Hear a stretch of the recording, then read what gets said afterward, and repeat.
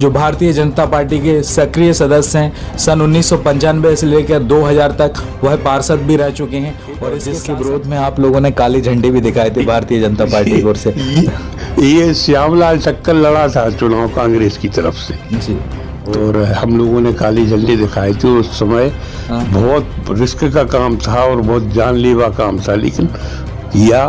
मनीष सोनी जी को उतार सकते हैं मैदान में? देखिए, तो अब चूंकि पार्टी उसकी परफॉर्मेंस देख सकती है, देखे, समझे, परखे और पार्टी को उचित लगे तो टिकट देना चाहिए। सर, मैं आप पॉइंट ऑफ व्यू से बात करता हूं। अगर मनीष सोनी जी को तिलीवाड़ से पार्षद के बिहाफ पे चांस मिलता है तो वो जनता की आवश्यकताओं पर खरे उतर पाएंगे या नहीं? मुझसे अच्छा ये विश्वास है आपके लिए? मेरा बेटा है, मुझे विश्वास नहीं हुआ तो कौन करेगा।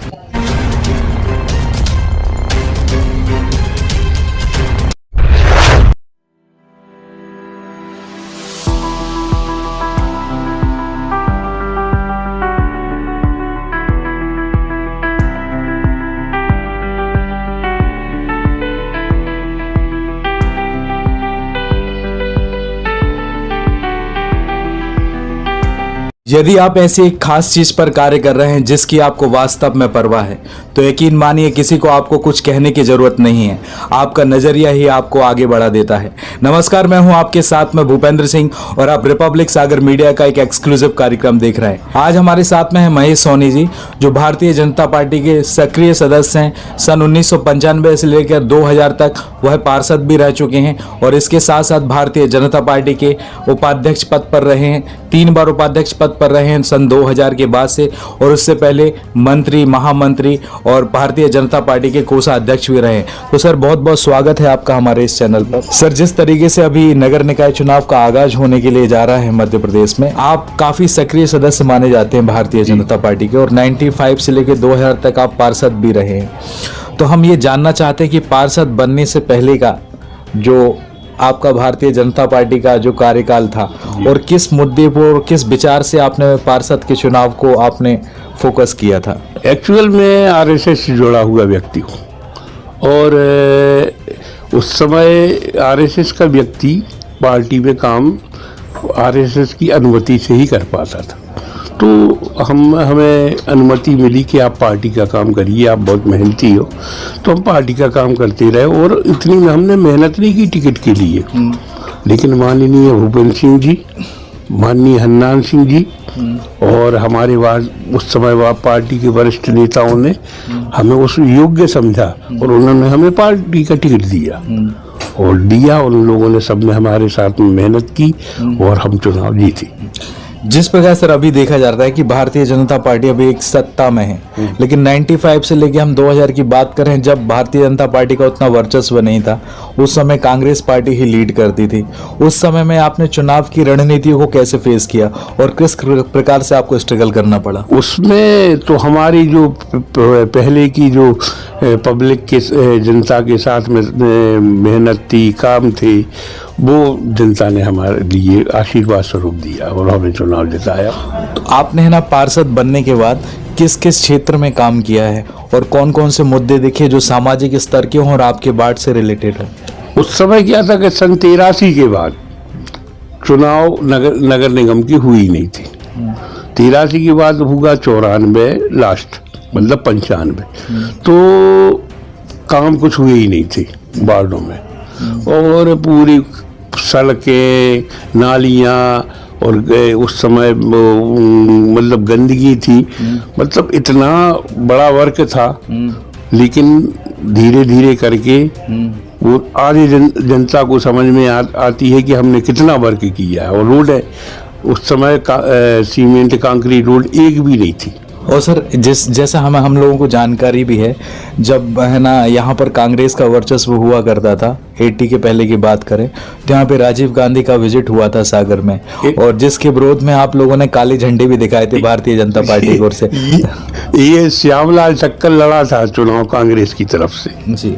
तो और अहिरवार जी लड़े थे हमारे भारतीय जनता पार्टी से खुरई के जी, और हम लोगों ने काली झंडी दिखाई थी। उस समय बहुत रिस्क का काम था और बहुत जानलेवा काम था, लेकिन किया और सफल हुआ और हम लोगों ने और वो चुनाव जीता। सर आप है ना मोहन नगर वार्ड से पार्षद रहे हैं, 5 साल का कार्यकाल।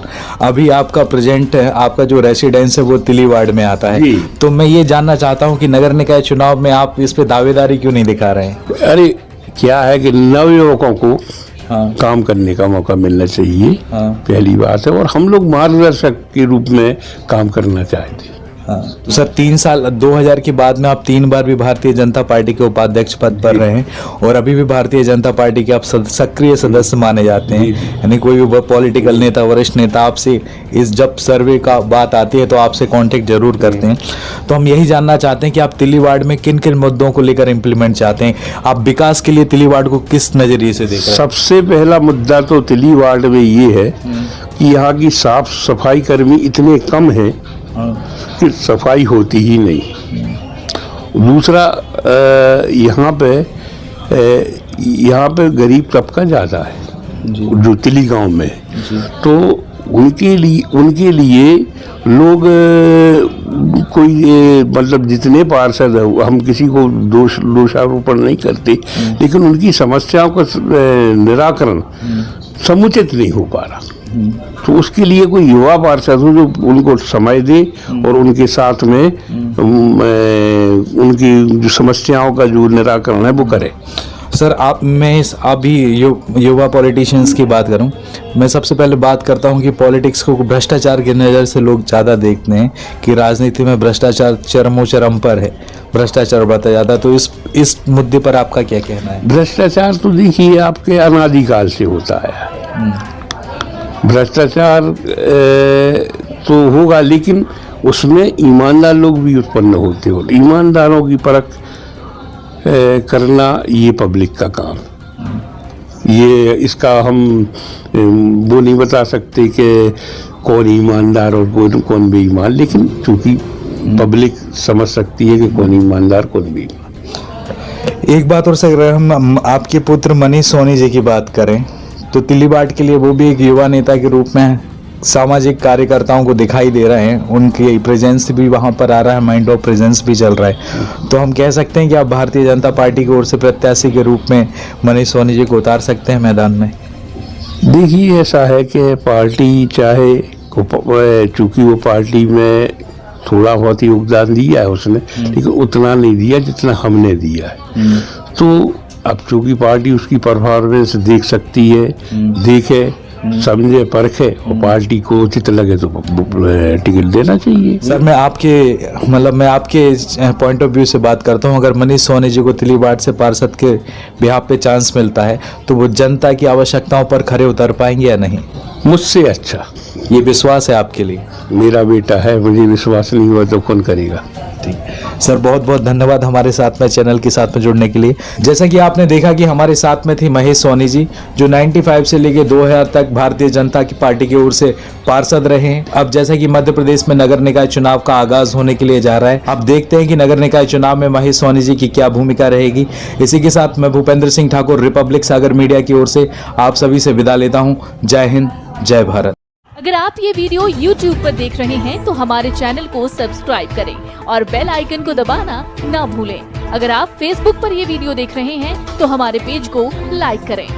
दुनिया के सबसे बड़े और आधुनिक प्लांट में हर बारीक परीक्षण से गुजरकर साइंस, टेक्नोलॉजी एंड डिजाइन के अद्भुत मेल से बना है सोनालिका ट्रैक्टर। एक ऐसा ट्रैक्टर जिसमें है जबरदस्त पावर। सोनालिका ट्रैक्टर्स में है HTM इंजन जो दे ज्यादा माइलेज, ज्यादा पावर और ज्यादा स्पीड। हर किसान की आन बान और शान। तो जीत लीजिए ये दुनिया अपने सच्चे साथी सोनालिका ट्रैक्टर्स के साथ। सबसे कम डीजल, सबसे ज्यादा पावर और सबसे ज्यादा रफ्तार का ही नाम है सोनालिका ट्रैक्टर्स, साथ ही हर जीत का। तो फिर देर किस बात की है, आज ही संपर्क करें साक्षी ट्रैक्टर्स एंड मोटर्स, अधिकृत विक्रेता सोनालिका ट्रैक्टर्स, वीरेंद्र पूनम पटेल, कृषि उपज मंडी के आगे, खुरई रोड, सागर, मध्य प्रदेश।